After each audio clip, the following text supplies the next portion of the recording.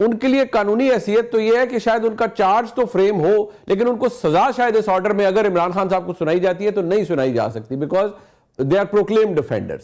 تو اس حد تک تو جو ان کی پبلک پوزیشن ہے وہ تو یہ ہے کہ انہوں نے کہا میرے ساتھ بڑی زیادتی ہوئی ہے اور زیادتی کی اس حکومت نے ہے اور یا چلے نظام کے کرتا دھرتا جو لوگ ہیں انہوں نے کی ہے. سر مجھے یہ بتائیے کہ فیصل واڈا صاحب کے بھی دوست تھے, ہمارے بھی دوست تھے, آپ کے بھی ہوں گے اور ڈیفینیٹلی شہزاد بھائی کے بھی ہوں گے. ارشد شریف صاحب کو متحدہ عرب امارات چھوڑنا پڑ گیا تھا, وہاں سے چھوڑ کے ایک دوسرے ملک میں جانا پڑ گیا تھا کیونکہ ظاہری بات ہے ان کے مطابق ریاست جو ہے وہ اتنی تگڑی تھی کہ وہ سب کچھ ہو رہا تھا اور یہ مجبور ہو رہے تھے کہ جناب یہ کرنا پڑے گا. آج کیا ریاست اتنی کمزور ہو گئی ہے کہ وہ ایک شخص جس کے اگینسٹ اتنا بڑا کیس ہے وہ متحدہ عرب امارات کے اندر اتنا بڑا ہاؤسنگ پروجیکٹ کھول رہا ہے, اس کو کوئی پکڑنے والا نہیں ہے. وہاں کی حکومت سے آپ کوئی بات بھی نہیں کر سکتے کہ جناب اس کے اوپر بڑے سویر قسم کے چارجز ہیں, انہوں سامنوں دیو, انہوں ساڑھے حوالے کرو. تو آپ کو لگتا ہے کہ یہ سلیکٹیو, آپ کو لگتا ہے کہ یہ مطلب ہم احتساب کریں بٹ دس از سلیکٹیو احتساب, کہ جس کی مرضی ہوتی ہے وہ نظام والی جو بات ان پرنسپل کر رہے تھے.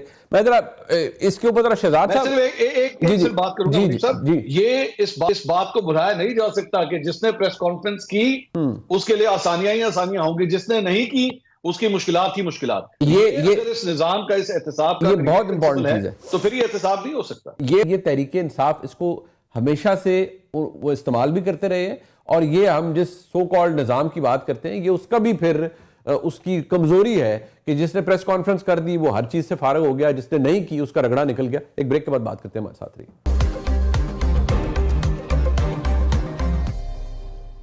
تو پھر آپ کو خوش آمدید کہتے ہیں. واڈا صاحب ایک بات, یہ منصور علی خان صاحب نے ابھی ویلڈ پوائنٹ ریز کیا تھا, جن لوگوں کو جنہوں نے پریس کانفرنسز کی جو ایک ہی گاڑی میں تھے, کئی لوگوں کا پتہ ہی نہیں ہے, کئی لوگوں کے نام آئے شروع میں کہ جی اتنی کالز انہوں نے کی ہیں, اتنی کالز کی ہیں, وہ بعد میں ان کا پتہ ہی نہیں چلا وہ کہاں گئے. تو یہ بھی تو اسی نظام کا, اگر آپ کہتے ہیں بڑا ننگا گندا پولیوٹڈ نظام ہے, تو پھر اس نظام نے یہ سب کیا, اس نے فارغ کر دیا کچھ لوگوں کو جنہوں نے پریس کانفرنس کر دی, اور جنہوں نے نہیں کی ان کو رگڑا ایسا لگا کہ آج بھی, کیونکہ آپ کے کولیگ ہیں سینیٹر ہے نا وہ بھی, اعجاز چودھری صاحب, میرے سامنے انسپیکٹر جنرل پریزنس کا خط ہے, وہ کہتے ہیں نہیں کہ سیکیورٹی کلیئرنس پہلے لیں اور اسپیشل ان کے لیے کانوائے جائے گا جو انہیں ٹرانسپورٹ کرے گا اسلام آباد, ہم ایسے ان کو نہیں بھیج سکتے, پہلے سیکیورٹی کلیئرنس آنی چاہیے.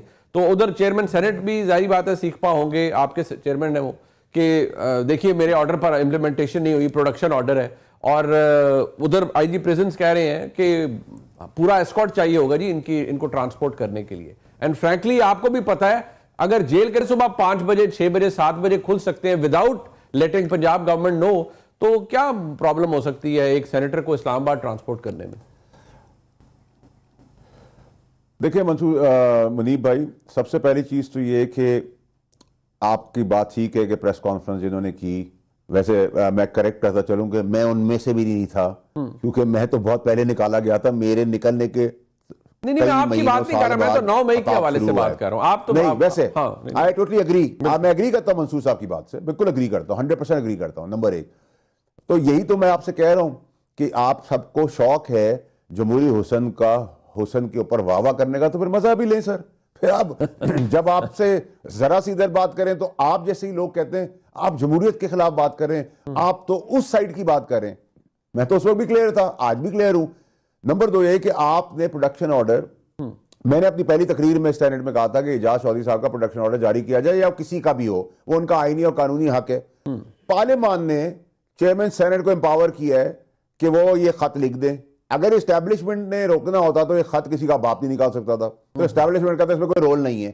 اس میں رول ہے پولیس کو کنٹرول کرنے والا سی ایم پنجاب ہے. اب سی ایم پنجاب نے اپنا پولیٹیکل ریونج لے لیا یہ کام کر کے, ان کے ساتھ بھی یہ ہوا تھا, انہوں نے کہا اس سے ڈبل کر کے دکھاؤ. اب پرابلم یہ ہے کہ جب سپرڈنٹ آف پولیس پارلیمنٹ کے اوپر چپیڑ مارتا ہے تو پھر مجھ سمیت سب کو ڈوب مرنا چاہیے, اور اگر سی ایم بھی پارلیمنٹ کو انڈو کرتا ہے تو پھر بھی ہمیں ڈوب کے مرنا چاہیے. لیکن ہمارا پرابلم یہ ہے کہ ہم ڈوب کے مرنا بھی نہیں چاہتے, ہم ڈوبنا بھی نہیں چاہتے, ہم ڈبائے بھی نہیں جا سکتے.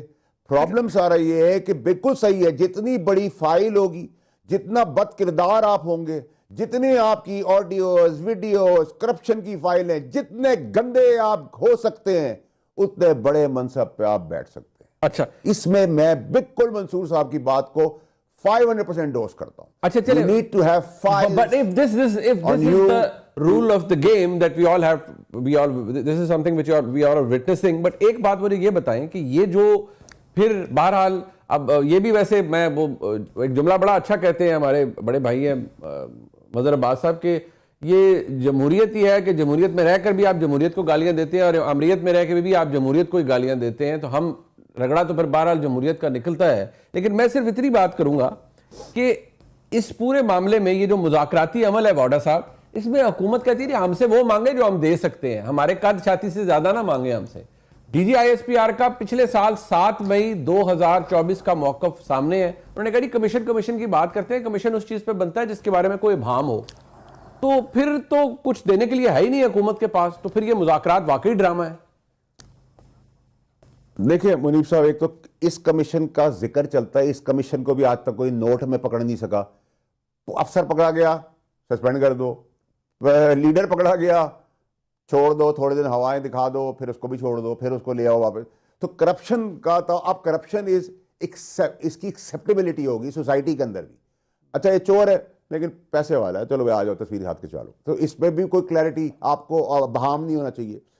दूसरी चीज ये कि आप जो बात कर रहे हैं कि ये जो सारा निज़ाम जिस तरीके से अनफोल्ड होता चला जा रहा है, उसमें आप मुझे बताएं ना कि अब रह क्या गया है.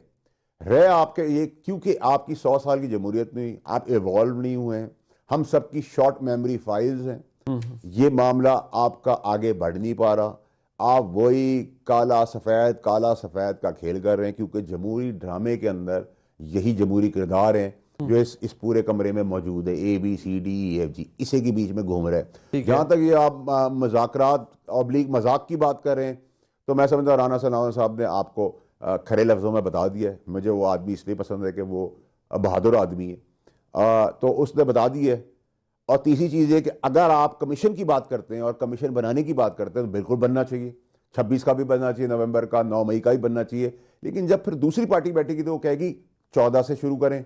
जब आप मारने धारने धरने मरने करने आए थे, फिर 14 वाले कहेंगे कि आप 2007 पे चले जाएं. उधर भी फैसल था, मुनीब ने ये किया था, शहजाद ने ये किया था, मंसूर ने ये किया था. तो ये तो फिर एक घूमने वाला एक सर्कल है जिसके ऊपर घूमते ही रहेंगे. तो आप बात वो करें जिसकी कोई पॉसिबिलिटीज हो. मैं आपको कहूंगा मुनीब साहब ने ये किया था, आप कहेंगे तुमने फैसल मेरे साथ परसों ये किया था, उसका भी हिसाब कोई शहजाद कहेगा उससे पहले तुमने मेरे साथ ये किया था, उसका हिसाब तो मंसूर साहब के उससे पहले करो. तो बकवास है ना. अगर बकवास आपने खेलना है तो हम बकवास बहुत अच्छी खेलते हैं, और बकवास में ही हम आगे बढ़ रहे हैं. आप क्योंकि ताकतवर आदमी हैं, आप उन्हें कह सकते हैं, बाकी तो सब बकवास ही चल रहा है.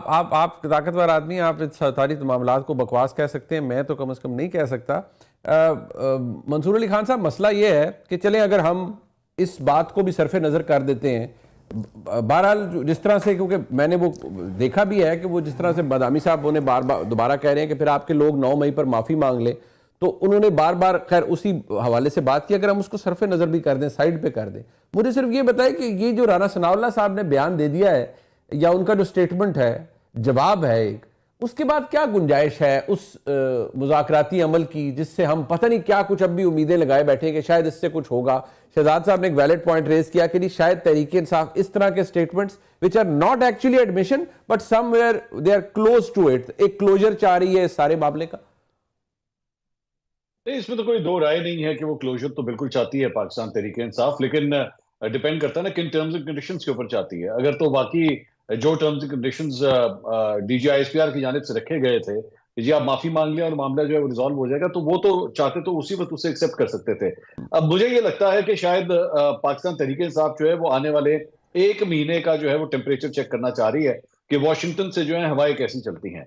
अगर तो कुछ अच्छी ठंडी हवाएं वहां से आना शुरू हुई, खुशबूदार हवाएं वहां से आना शुरू हुई, तो डेफिनेटली पाकिस्तान तहरीक इंसाफ जो है वो मेरे ख्याल में अपने स्टांस में मजीद सख्त हो जाएगी. लेकिन अगर वहां से भी कोई ठंडे झोंके ना आए, जो कि अभी हमें यही खबर मिली है आज के जनाब बिलावल भुट्टो जरदारी साहब को इनविटेशन आ गया है.